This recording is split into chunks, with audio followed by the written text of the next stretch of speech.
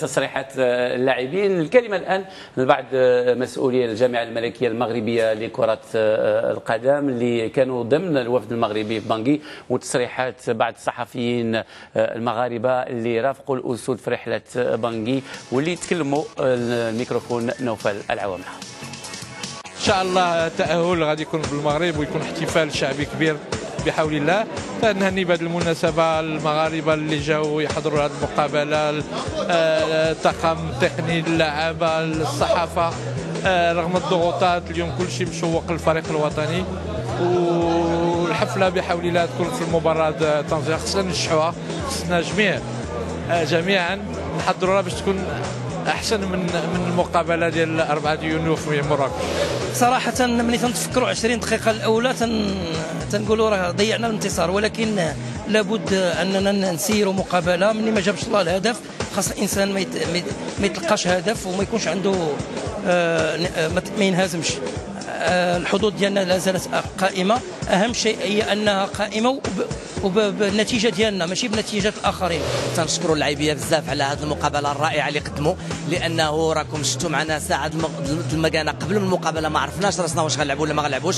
الوقت باش الدراري يدخلوا وداروا لي شوفمون ديالهم كان ضيق، ولكن تنظن على انه باش يلعبوا ذاك الطريقه ذاك الكره القدم الجميله في هذا الملعب وفي هذه الظروف، تنظن اجمل ما كان يمكن يقدم الفريق الوطني للشعب المغربي. والحاجه الثانيه، حضرتي البارح الحصه التدريبيه، الا شتي الفريق الوطني اليوم لاعب كما كان البارح الحصه التدريبيه، هذا كله تعني على انه كاين واحد العمل جبار تيقوم به الطاقم التقني، وعلى انه اللعيبيه تبارك الله عليهم ولاو تنقولوا بالدارجه ديالنا تيبردوا القلب. يعني كاينه التقنيه ولكن كاين تبارك الله النديه وكاين الشخصيه ديال الدراري اللي فرضوها في الملعب. حنا ان شاء الله خص الشعب المغربي يجي عاونا ان شاء الله. حنا بغينا نحتفلوا معاهم في الدار البيضاء ولا في مراكش ولا في طنجه ان شاء الله. البارح كنا تنراهنوا على 2-0، كان الارضيه ما طاحتش فيها الشتاء. خصنا هبطنا للتيران، هبطنا شفنا الكازون كومون يلي سي ان شون باتات. انت تمشيتي فيه رجليك تيغطسوا تبارك الله عليهم. هضرنا مع بن عطيه، هضرنا مع لي زوت جوور، ils ont beaucoup souffert. ما كتبش الله، on aurait pu tuer le match les 20 premières minutes, mais encore une fois ce qui est très bien c'est qu'ils n'ont pas douté. On a subi ولكن ما تنساش بان في 3 ماتش تقريبا دابا الماتش ديال من عنابه لحد الان تمارك علينا بيت في عنابه، من ذاك الوقت ما تمارك عندنا حتى شي بيت. Et ça c'est une bonne chose. Tout ce qu'on a raté dans cette première demi-heure, est-ce qu'on n'est pas payé la facture après en fin de match? Bon, finalement l'équipe a démontré que c'est un groupe solide, hein. On peut avoir confiance en eux. Bon, ils ont raté un début en première mi-temps, mais ça peut arriver à tout le monde. Le terrain, c'est un terrain infâme, impossible de jouer sur ce terrain-là. Même nous, pour traverser le terrain, pour revenir, on avait des difficultés à tenir en équilibre. Alors pensez à un joueur qui doit jouer pendant 90 minutes sur un bourbier comme ça. On a une grande équipe, Inch'Allah, et on le démontrera pas contre la Tanzanie, on le démontrera au Gabon et en Guinée équatoriale. Voilà. La confiance est de retour. On ne parle plus de qualification, mais une possible consécration ديال المنتخب المغربي كاس افريقيا القادمه. هناك يعني المئات من الرسائل الالكترونيه وكذلك الاس ام اس. هناك سؤال نسي مصطفى بسكري l'entraîneur algérien de Houssini dit est-ce que vous ne pensez pas que l'Algérie va laisser gagner Centrafrique avec un grand score pour que le Maroc ne se qualifie pas, surtout que la sélection algérienne n'a rien à perdre? Non, pas du tout. Ça, c'est une question d'abord de notoriété, de trucs. C'est une nation qui va jouer, c'est pour le classement FIFA aussi, et ça, c'est hors question. C'est un nouveau entraîneur, donc Ali Loudjik ne va pas. C'est sûr, ouais. Indépendamment de l'entraîneur, ça, c'est des choses qui dépasse tout le monde. C'est jouer pour gagner parce que c'est un entraîneur aussi جديد حاب باش يقدم كما يقول لك الوجه الحقيقي نتاع الفريق الوطني. وحتى اللاعبين اللي يكونوا فوق الميدان عندهم بزاف حوايج باش يبرهنوا للمدرب باش مشوار راه مباشره نتاع 2013 كاس افريقيا راح تبدا مباشره 2012. ولهذا يعني الناس كامله رايحه للنتيجه الايجابيه والفوز. الفوز للمنتخب الجزائري في اخر لقاء، لان حتى كما قلت السي عبد القادر يومير يعني احنا شفنا بالامس يوم السبت يعني ردة الفعل ديال المدرب وحيد علي لوزيتش اللي ما كانش مرتاح تماما لنتيجه التعادل، وكانه المنتخب الجزائري كان يعني باقي عنده امل كبير للتاهل، كان محبط مع نهايه المواجهه. واكيد انه هو يلاه التحق بالفريق، بغى يدير البصمه ديالو، بغى يدير انطلاقه قويه مع هذا الفريق، بغى يكسب الثقه ديال الاتحاد الجزائري، الجمهور والمتتبعين، الثقه ديال اللاعبين، لانه الثقه ديال اللاعبين تتزداد في الفوز لما المدرب تيفوز تيكسب اللاعبين، لان اليوم تندويو على كيريس كسب الثقه ديال اللاعبين بالنتائج، ربما الفوز على الجزائر 4-0 عطاه شحنه. نعم. يعني وهذيك الشحنه الان تستثمرها، وبالتالي خرجت المجموعه والتلاحم وتتسهل الخدمه في هذه الظروف هذه. بالنسبه لهاليزيكت هو يراهن على 2013 ويراهن على كاس العالم 2014. ربما كان يراهن ايضا على 2012 لان فوز المنتخب الجزائري كان يخليه ايضا باقي في دائره التنافس، لان كل شيء وارد. كان في اللقاء الاخير فوز ديال المنتخب الجزائري وتعادل المنتخب المغربي يخلي المنتخب الجزائري بطبيعه الحال يتاهل. في ظل هذه النتيجه المسجله ديال المنتخب اي تعادل المنتخب فكان يكون قريب من المنتخبين. الان الامور ربما تغيرت. نتكلموا على المباراه ديال المقبله. نعم. انه ما غيتسهلش فيها المنتخب، وغيستغلها المدرب باش تكون انطلاقه حقيقيه، باش اول شيء يكسب الجمهور، لان غيلعب في اول مره في الجزائر. نعم. اول مباراه ديالو رسميه. نعم. ما تنظنش انه غيغامر. كاين لاعبين يعني هذه نقطه ما كنظن انا بعيده، احنا غير في اطار مشاركه يعني المشاهدين الكرام باش تكونوا. نعم. نفكر الاخبار شكون اللي قريب، المغرب ولا تنزانيا؟ المغرب اللي قريب، هذا على الاقل لعبوا لينا حنا، على الاقل الاخوان على المغاربه. انا بغيت نطرح سؤال واحد ما طرحناش لا البارح لا اليوم، هو واش كان المفروض ان المباراه ديال الجزائر وتنزانيا تلعب في نفس الوقت ديال المغرب مع افريقيا الوسطى؟ واش هذا الشيء، واش هذيك النتيجه ديال التعادل ديال تنزانيا مع الجزائر كان عندها شي تاثير على اللاعبين؟ ربما نوفل اللي كان موجود وهو عاش مع اللعابه، واش كان عندها شي تاثير؟ يعني قبل ما اعطي الكلمه لنوفل، يعني اخر دوره المباريات كتجرى في نفس التوقيت ونفس اليوم، ولكن يعني قبل من اخر دوره كيمكن لان هناك نقل تلفزيوني، هناك برمجه، ما كنظنش انه كانت الكاف مطالبه باش تلعب جميع المباريات يعني اللي كتهم المجموعات في نفس اليوم وفي نفس الوقت، ربما تكون مساله صعبه ديال عبد القادر سعد القادر حول تاثير النتيجه على اللاعبين. يعني اللاعبين واش ماذا كان ممكن ان يحدث لو المنتخب المغربي مثلا لم يعلم نتيجه نظيره الجزائر؟ يعني لو كانوا، لان كان عارف انهم تعادلوا. نعم، يعني يكفي 3 نقاط للتاهل، وهذا ما حدث يعني في الوقت اللي كان فيه زميل فؤاد الحناوي في دار السلام يعلق على مباراه الجزائر وتنزانيا. كان المنتخب المغربي يجري الحصة التدريبية، يعني 13 بتوقيت المحلي هناك في بانجي، الثانية بتوقيت المغربي.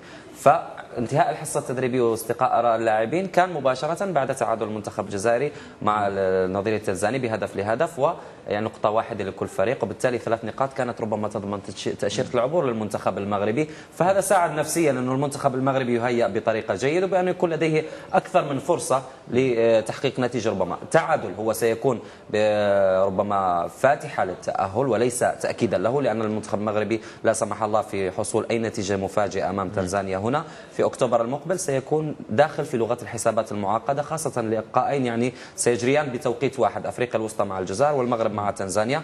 لذا لابد على المنتخب المغربي أن يكون محتاط، وهذا ما قاله ربما اللاعبين في طائرة العودة، قالوا بأننا يعني أنا قلت لهم لتكن مباراة تنزانيا الاحتفال مع الجمهور المغربي، قالوا لا، الأقدام لا زالت على الأرض، وبأننا سنقوم يعني بلقاء بكل رجولية وبطولية، والاحتفال سيتأجل بعد المباراة، الاحتفال بالتأهل، لأن المنتخب التنزاني هو منتخب أيضا سيبحث ربما عن 3 نقاط هنا في المغرب، وإن كان دخل هو الآخر لغة الحسابات المعقدة. هناك في الرسائل الإلكترونية نوفل إجماع يعني كبير، والعديد من الرسائل يعني أكثر من 50 من الرسائل تتحدث على إيريك غاريتس والدور ديال إيريك غاريتس وطريقة التعامل ديال إيريك غاريتس مع المباريات. يعني فيريتابل بليبيسيت قليل في شفنا شي مدرب يعني ربح ثقة، تكلمنا عنه، ربح ثقة اللاعبين، ولكن كنظن هنا ربح كذلك ثقة الجمهور. هناك رسالة من توفيق بوبكر من باريس. Il dit que l'effet Guéret c'est réel. Il y a un groupe qui est en train de naître grâce à Eric Guéret. جلال ربما غير في اطار القضيه ديال إيريك غاريت حول كنا تفاجئنا بالطريقه باش نلعب بها مع المنتخب الجزائري. يعني كل تفاجئ لان تحدثتي انت على الطريقه الهجوميه ولا طريقه المغامره، ان حتى في لقاء الجزائر لاحظنا كيف انه دخل بخطه هجوميه، يعني دخل تاع رابط وبالشماخ ولا ما كان الشماخ يعني في اللقاء الاول لقاء عنابه.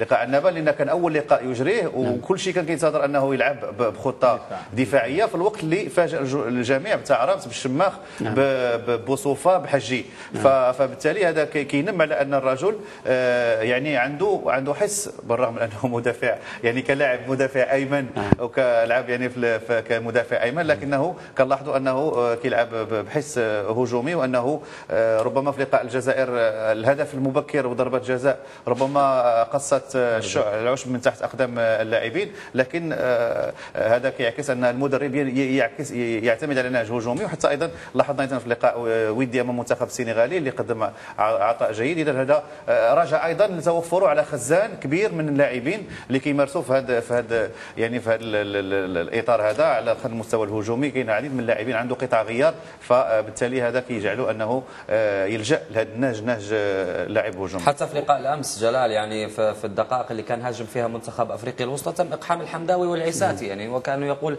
بان خطته وتكتيكه الهجومي لا زال حاضرا، وربما اخراج العربي انا اختلف معه لانه العربي كان في مستوى بدني اكثر من رائع، وتباعد المسافات اللي كان ما بين خط الوسط هو الذي جعل العربي يعني لا تصل الكره بشكل كبير وما يقدرش يهاجم. واحنا تفاجأنا يعني قلنا لماذا هذا التراجع من خط الوسط وخاصه من الاظهره؟ يعني ليست هناك السقائين ما كانوش في شوط المباراه الثاني كما كانوا في الاول، ولو كانت يعني هناك كرات عرضيه باتجاه العربي لا ربما اقتنص هدف في الربع ساعه الاخيره.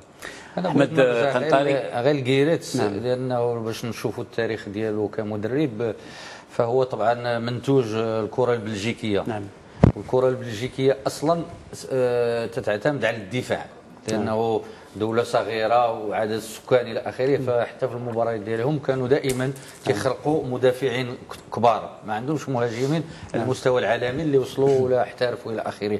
ولكن هو التحول ديالو لما التحق بالكره الهولنديه، فهو طبعا الان تقريبا تيلعب الكره الشامله. يعني هو في ايندوفن لما اشتغل في هولندا غير الاسلوب ديالو كامل، يعني لاح الدفاع ولاح الخطط البلجيكيه وهذا، وبدا الان تيشتغل بالكره الشامله اللي هي الكره الهولنديه، انه الهجوم احسن وسيله للدفاع هي الهجوم. وكما قال نوفل اي مدرب بصراحه 10 دقائق قبل نهايه المباراه ما غيحيد العربي، ما غيدخلش الحمداوي العيساتي، غيدخل بالرباح، غيدخل سعد عبد الفتاح، غيدخل المراني، غيزيد ان ستوبور لانه 10 دقائق غيحاول يزيد مدافعين بدل المهاجمين، وهو حافظ على نفس النهج.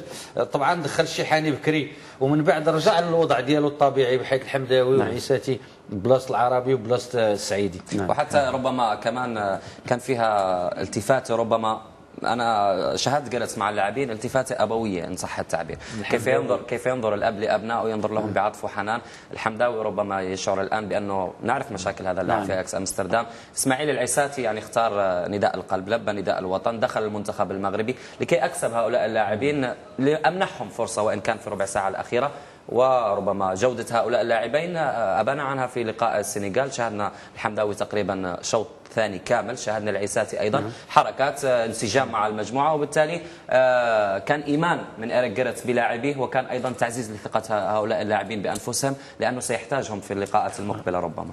Je vais m'adresser maintenant à l'intéressé, Ahmed Qantari. Je te pose la question, je ne m'attends pas à ce que tu me dises un petit peu le contraire. Est-ce qu'il y a un véritable effet Eric Guéret? On connaît la personnalité de l'entraîneur. Naoufal تكلم على يعني الحس الأبوي, il est paternaliste, il est un peu sévère avec son groupe, mais il a un objectif et il veut travailler sur cette ligne avec ses joueurs. Est-ce que vous avez senti, vous, l'effet et l'énorme charisme de ce technicien, de cet entraîneur? Ouais, effectivement, je pense que c'est un entraîneur qui essaie de rester droit dans ses choix, droit et suivre sa ligne de conduite. Donc c'est vrai qu'il peut être des fois assez sévère et même à l'entraînement où moi j'ai déjà vécu des séquences où il a recadré tout le monde ou est-ce qu'il n'était pas content des séances et il le faisait savoir. Et par contre, à contrario, ça peut être un entraîneur qui dès qu'il est content le fait savoir aussi. Mais